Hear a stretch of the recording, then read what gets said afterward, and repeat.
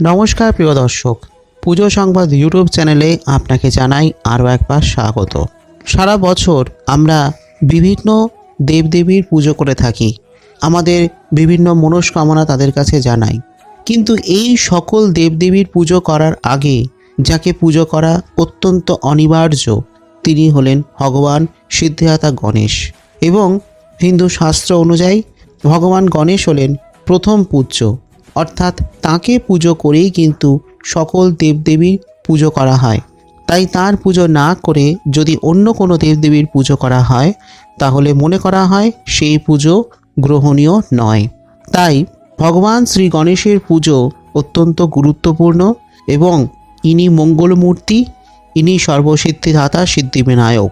এবং গোটা ভারতবর্ষ কেন, গোটা পৃথিবীর বিভিন্ন প্রান্তে গণেশ চতুর্থী মহা সাড়ম্বরে পালন করা হয়।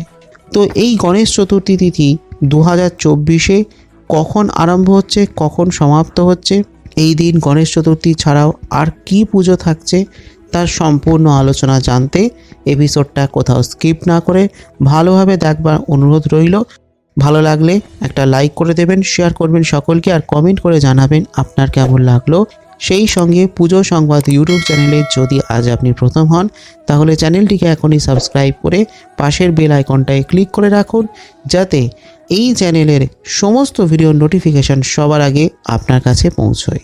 তাহলে গণেশ চতুর্থী তিথির আরম্ভ হচ্ছে ইংরেজির 6 সেপ্টেম্বর 2024, বাংলার 20 ভাদ্র 1431 সন শুক্রবার বেলা 12টা 18 মিনিটে, এবং তিথি সমাপ্ত হচ্ছে ইংরেজির 7 সেপ্টেম্বর 2024, বাংলার 21 ভাদ্র 1431 সন শনিবার বেলা 2টা 14 মিনিটে।